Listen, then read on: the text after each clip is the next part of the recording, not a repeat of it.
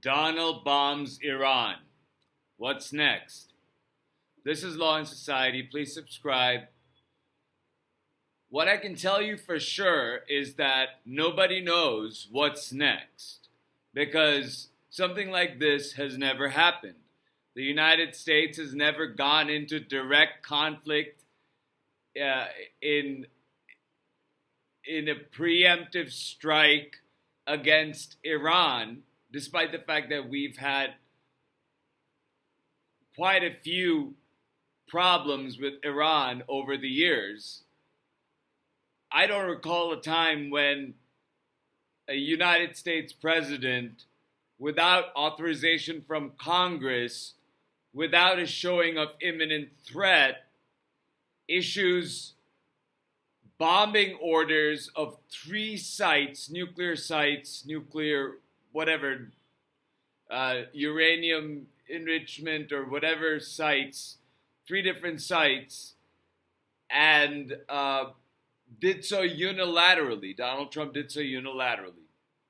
And this comes amidst the war, the week-long war now, probably 10 days, that Iran and Israel are engaged in, started by Israel's bombing of Iran. And obviously, President Netanyahu, or was it Prime Minister Netanyahu, Prime Minister Netanyahu and Donald Trump are on the same page. And Mr. Netanyahu congratulated and commended this act. But this draws America into a hot war in the Middle East, something that Donald Trump said he would not do. He wanted to be the peaceful unifier, is what he said at his inauguration. But yet, he bombs Iran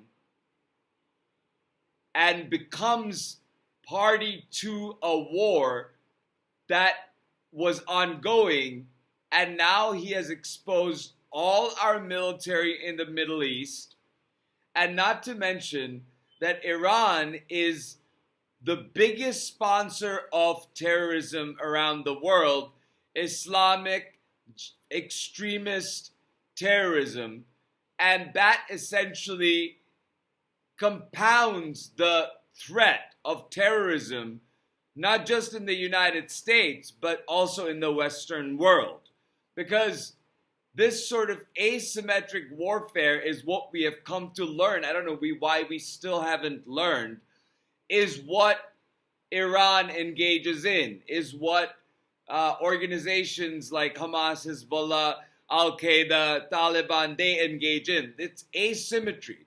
Clearly, they don't have the military power, the bombing power, but they do have the extremist links, and they do have the ways to activate their sleeper cells around the world. And now every American is a target. Every place that has an American imprint is a target for Islamic extremism. And I want to sort of give you now what I think is an important framework for us going forward. And that is Dr. Timothy Snyder, who's professor at the University of Toronto right now, who was a Yale professor, said this on X and Blue Sky. He says, 5 things to remember about war. Many things reported with confidence in the first hours and days will turn out not to be true. We may learn in the coming days that whether the mission was successful to the extent that Donald Trump says, whether their nuclear program is completely destroyed. Iran is saying a different story right now. Iran is currently attacking Israel as we speak with a massive aerial attack of bombs.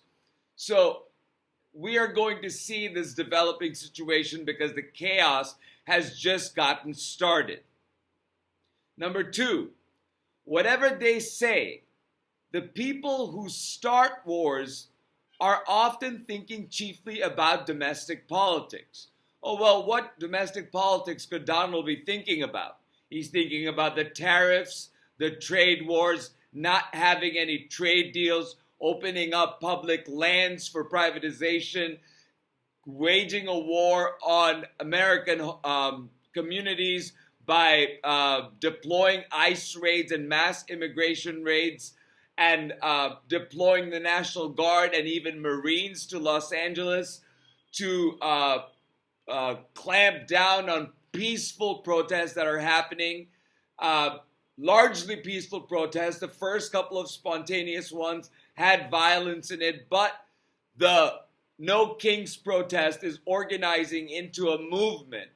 And that is something that Donald Trump wants to scatter. Donald Trump wants to distract us and take us away completely from the destruction that the big, beautiful bill will bring to the United States by taking money away from the poorest and giving it to the richest, and by cutting Medicaid and essential social services for the neediest among us.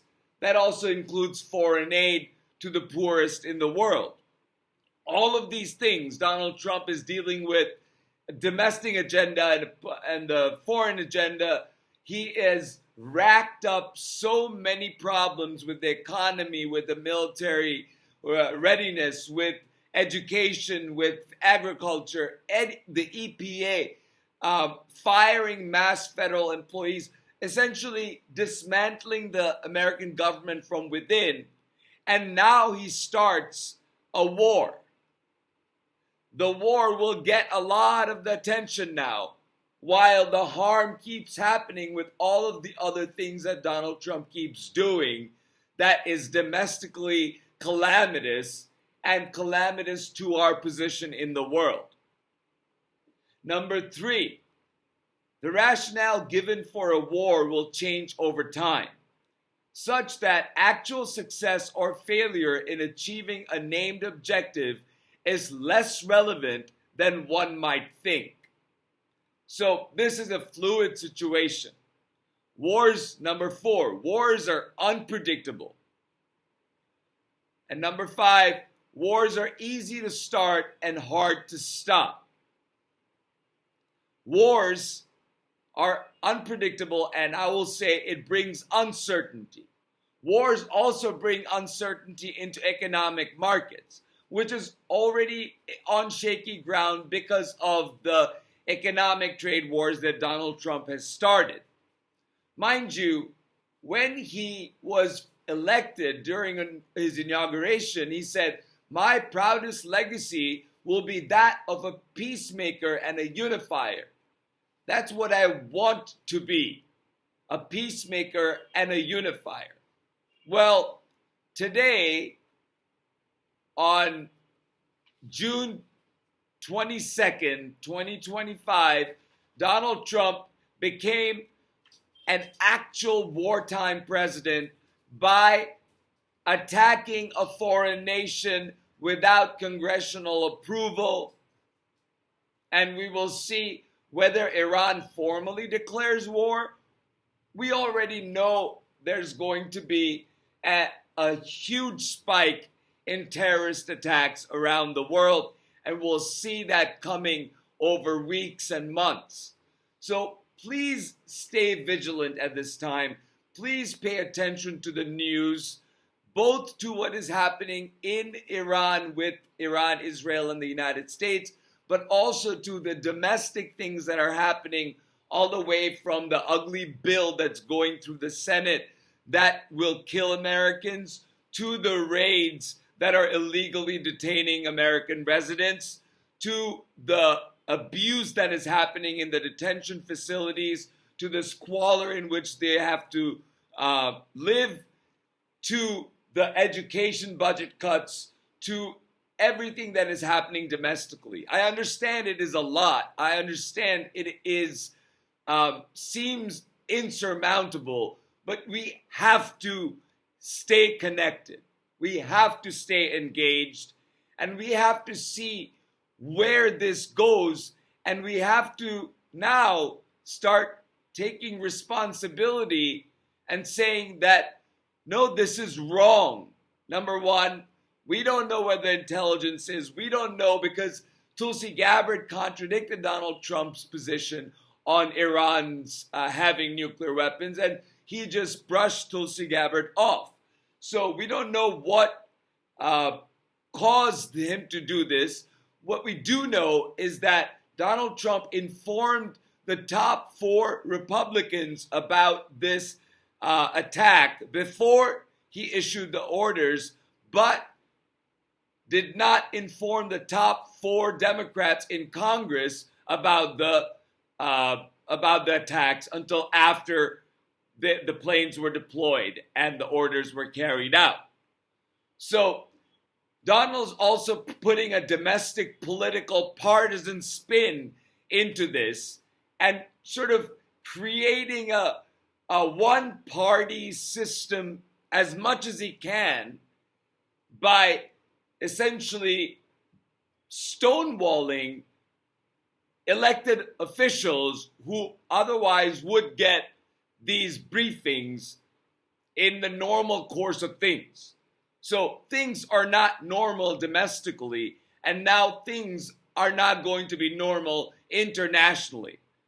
Because a lot of oil tankers go through the Strait of Hormuz, and apparently there's like a dozen of them or more right now.